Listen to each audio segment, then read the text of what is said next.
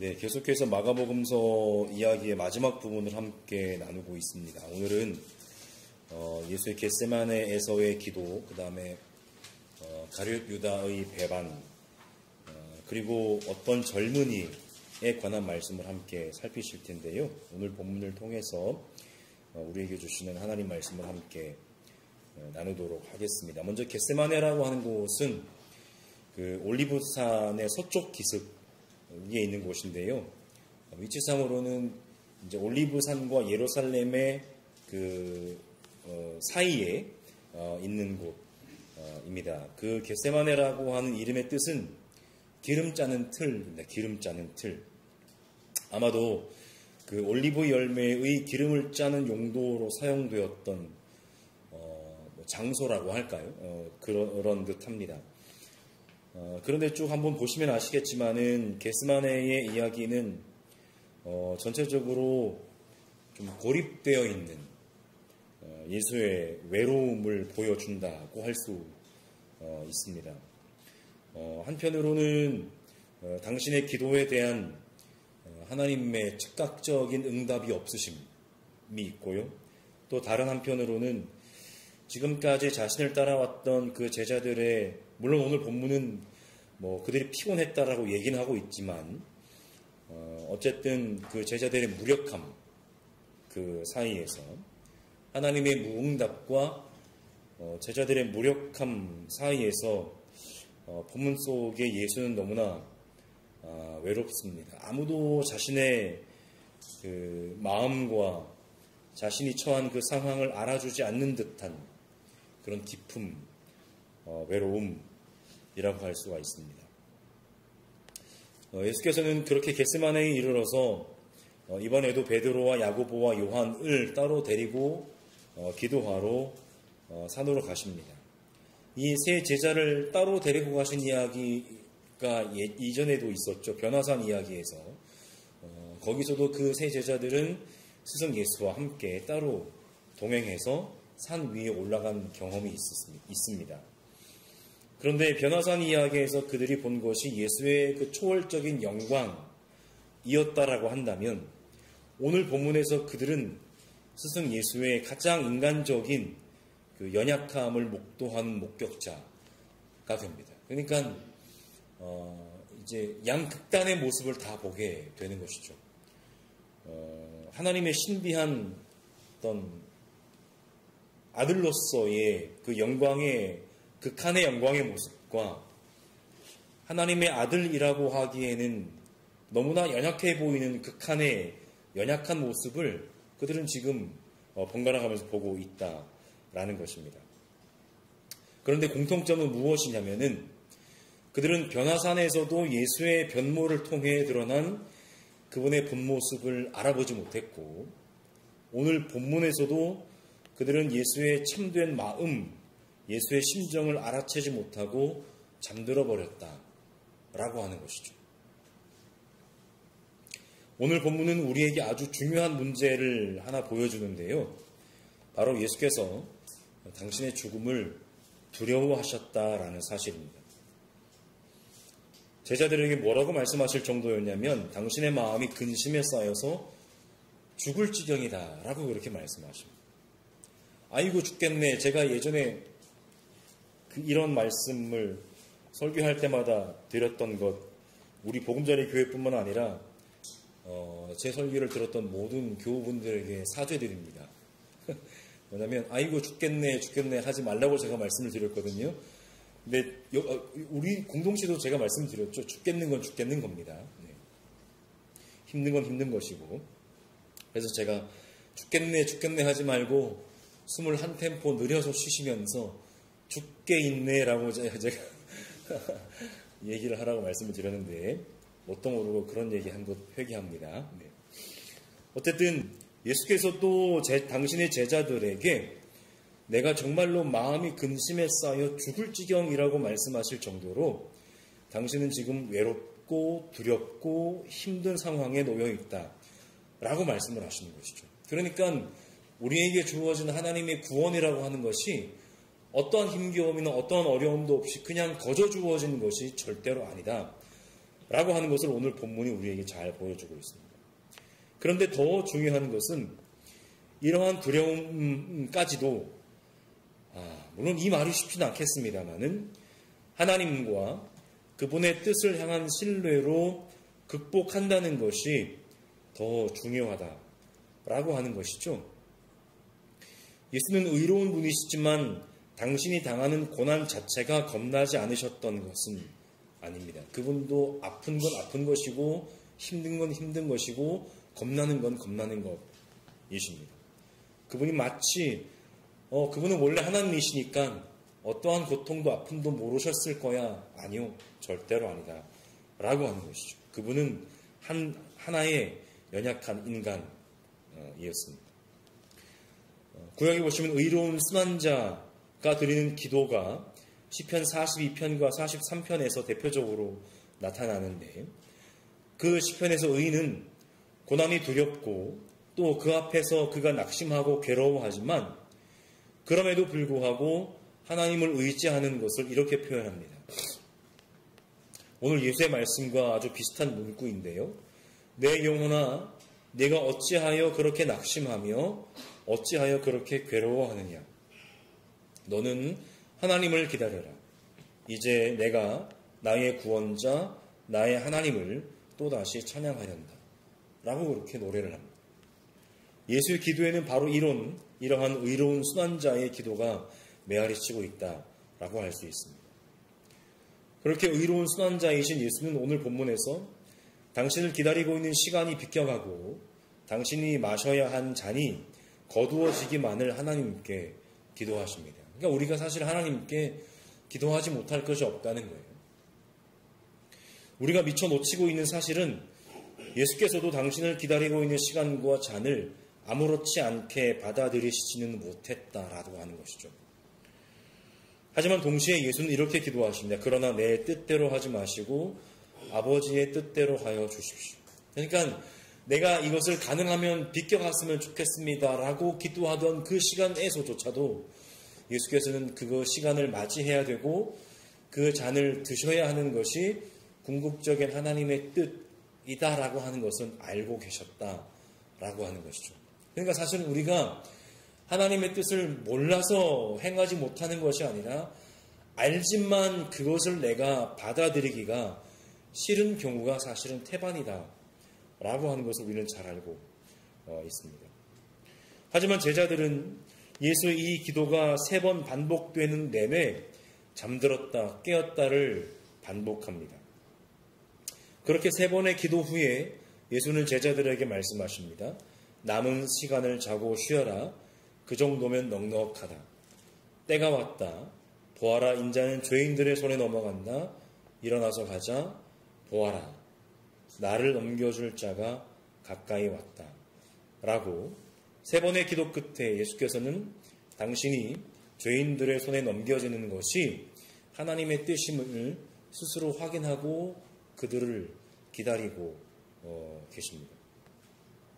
그런데 그 시간은 생각보다 빨리 찾아와서요. 방금 전 예수의 말씀이 미처 끝나기도 전에, 즉 43절의 표현처럼 예수께서 아직 말씀하고 계실 때에 말씀하시고 계시는데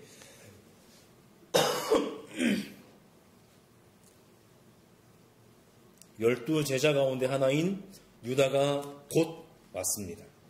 마지막 만찬의 자리에서 명확히 밝혀지지 않았던 예수를 넘겨줄 사람이 누구인지 물론 누구나 다 알고 있었겠지만 이제 비로소 명확해집니다. 그는 바로 가룟 유다였습니다.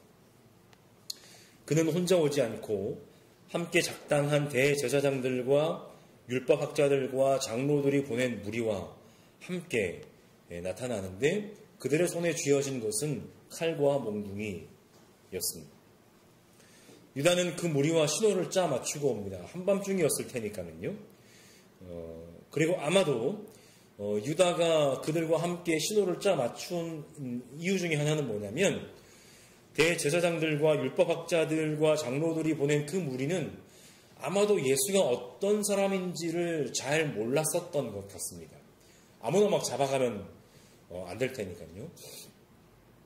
그래서 어떤 학자들은 얘기하는 것처럼 아마도 그 당시까지 예수라고 하는 분의 존재는 그렇게 많은 사람들에게 알려진 소위 복음서가 막 얘기하는 것처럼 온 유대와 막 갈릴리 지역에 그의 유명세가 퍼져나갔던 그런 정도의 인물은 아니었을 것이다 라고 얘기를 하기도 합니다.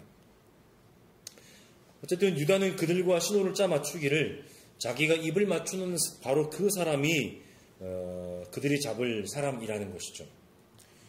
가룟 유다는 스승을 팔아넘기는 마지막 순간까지 너무나 야비한 모습을 보여주고 있습니다. 그것은 오늘 말씀 나눔의 제목이기도 한 바로 배신의 입맞춤이라고 할 수 있을 텐데요. 당시의 입맞춤이라고 하는 관행은 서로의 안부를 묻는 친밀함의 표시이기도 했고 또 상대방에 대한 존경의 의미를 담은 행동이기도 했습니다. 상대방에 대한 존경의 의미를 담은 입맞춤은 통상적으로 상대의 손에 행해졌다고 합니다. 더군다나 유다는 예수에게 입맞춤을 하면서 선생님이라고 하는 뜻의 존경이 담긴 랍비님이라는 호칭을 사용하기까지 합니다. 얼마나 어처구니 없는 장면인지 모르겠습니다. 예수를 팔아넘기는 그 시간까지 끝까지 그는 자신의 속마음을 물론 다 드러나 버렸지만 자신은 속마음을 드러내지 않고 있다라고 스스로의 착각 속에 빠져서 그 모든 행동을 하고 있습니다. 구약의 잠언 기자는 이렇게 말합니다. 친구의 책망은 아파도 진심에서 나오지만 원수의 입맞춤은 거짓에서 나온다 라고 얘기를 합니다.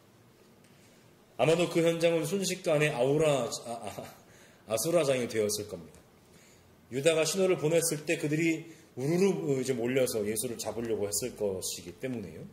또 그들만 그렇게 몰려들었을 것은 아니었을 거고 예수의 제자들은 아마도 순간적으로 그들을 제지하기 위해 또 함께 엉겨 붙었을 겁니다. 그 와중에 마가의 표현에 따르면 그 중에 있던 이들 가운데서 어느 한 사람이 칼을 빼어서는 대제사장의 종을 내리쳤습니다. 뭐 노리고 그랬던 것인지 아니면 그냥 그 아수라장 속에서 그냥 이제 막 이렇게 칼을 휘두르다가 그런 일이 생겨났을 것인지는 정확한 것은 아닙니다만은 마태는 이 이야기에 대해서 예수와 함께 있었던 사람들 가운데 한 사람이 칼을 내리쳤다라고 얘기하고 누가는 예수의 둘레에 있는 사람들, 예수의 제자들이었겠습니다만은 그 사태를 보고 아마도 무리가 예수를 잡으려고 달려드는 사태이겠죠. 그 사태를 보고 주님 우리가 칼을 쓸까요? 라고 물었다고 전합니다. 더 나아가 요한은 그가 바로 시몬 베드로였다 라고 이야기를 합니다. 이렇게 복음서 기자들마다 이 이야기를 두고 시간이 흐르면서 그 사람이 누구인지에 대해서 명확히 밝히기 위해 관심을 보였다라고 하는 것을 또한 알게 되는데요. 하지만 오늘 본문에서 예수께서는 그가 누구인지 확실치 않지만 그들에게 이렇게 말씀하십니다. 그들 모두에게 말씀하시는 것이죠. 너희는 강도에게 하듯이 칼과 몽둥이를 들고 나를 잡으러 나왔느냐. 내가 날마다 성전에 너희와 함께 있으면서 가르치고 있었건만 너희는 잡지 않았다.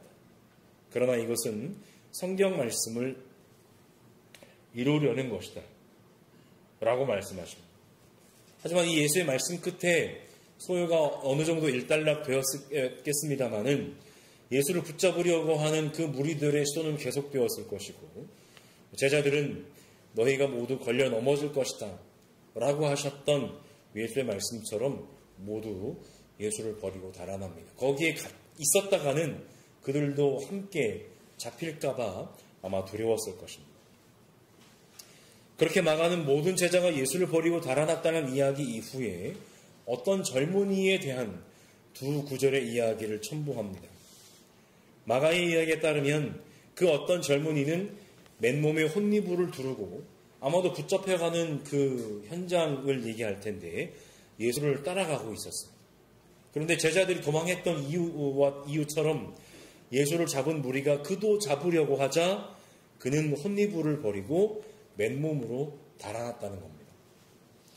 어떤 젊은이가 입고 있었던 그 혼니부는 일종의 겉옷인데요. 이것은 일반적으로 별도의 고정장치가 없이 몸에 감싸거나 걸치고 다니는 옷이었기 때문에 몸동작을 조금만 격렬하게 해도 쉽게 벗겨지는 옷이라고 합니다. 그러니까 자신이 도망가면서 옷이 벗겨졌을 수도 있고 아니면 도망가는 그 어떤 젊은이를 예수를 잡아서 가던 무리 중에 한 사람이 붙잡기 위해서 이제 옷을 붙잡았을 때에 옷이 벗겨졌을 수도 있고요.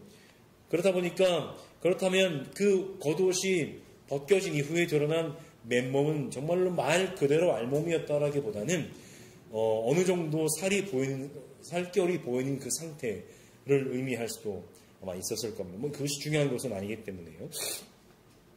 그렇다고 하면 오늘 본문에서의 어떤 젊은이 그는 누구였을까?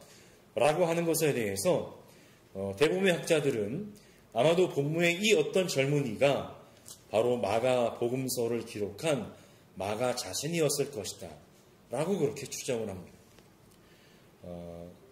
이제 고대의 어떤 그 글을 쓰는 사람들은 소위 어떤 이 책을 쓴 저자를 이야기의 한 대목에 한 켠에 좀 드러나지 않게 자신의 존재를 기록해 놓는 그런 관습이 있었다고들 하기도 하고요.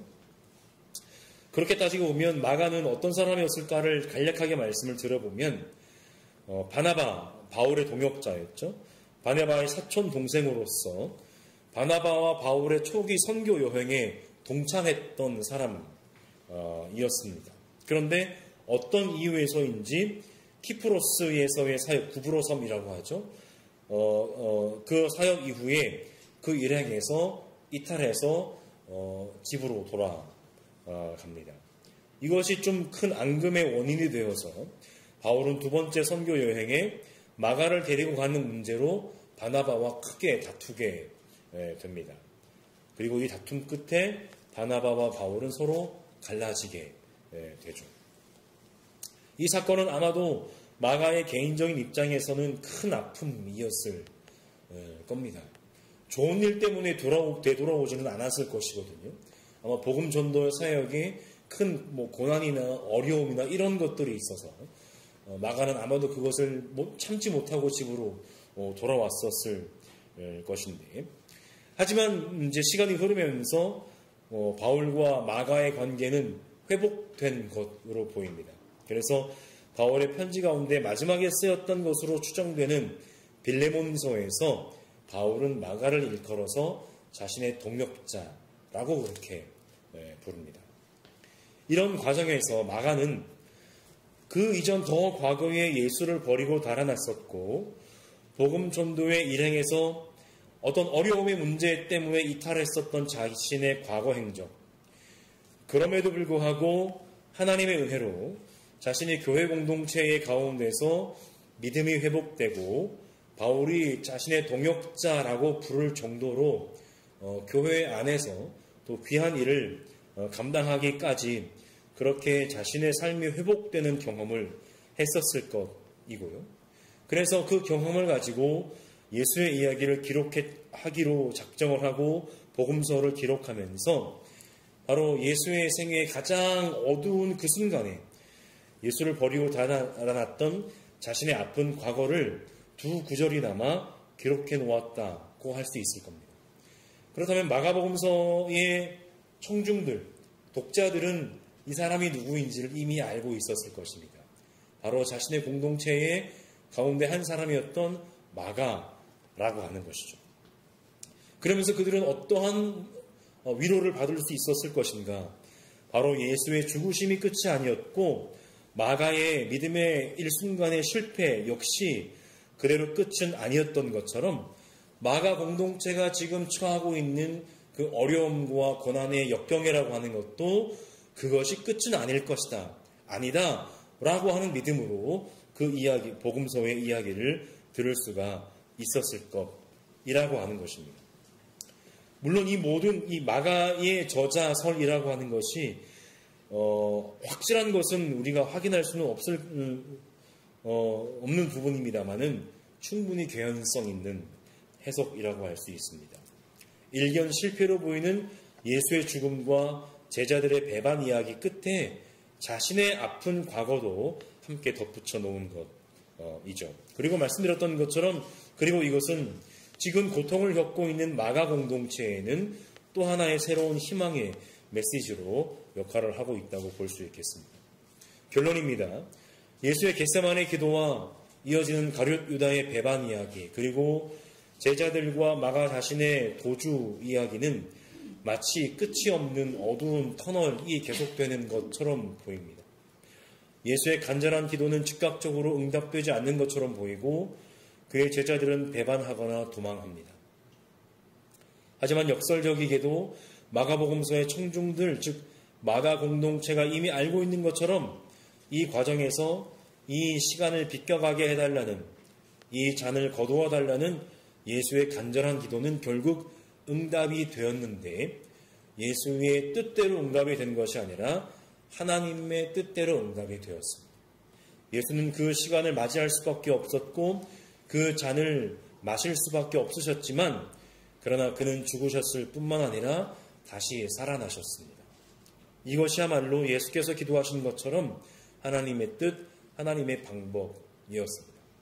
그 하나님의 방법이 이루어지는 시간의 흐름 가운데 제자들도 실패했었고 마가 역시 실패했었습니다. 오늘 우리에게 하나님의 뜻이라고 하는 것은 모든 것이 당장 우리 생각의 차원에서 잘 되는 것으로만 이해되는 경향이 짙습니다. 하지만 본문은 과연 그런지를 우리로 하여금 생각하게 만듭니다. 물론 결국은 잘 되는 것이 맞겠지만 그 역시 우리의 생각대로의 잘 됨은 분명 아닐 겁니다. 말 그대로 하나님의 뜻이 이루어지고 하나님의 뜻대로 하나님의 뜻을 위해 우리가 사용될 때 그것이 바로 잘 되는 것일 겁니다. 그것은 바로 우리가 버릇처럼 기도하듯 이 땅에 하나님의 나라, 하나님의 생명의 역사가 이루어지는 것입니다.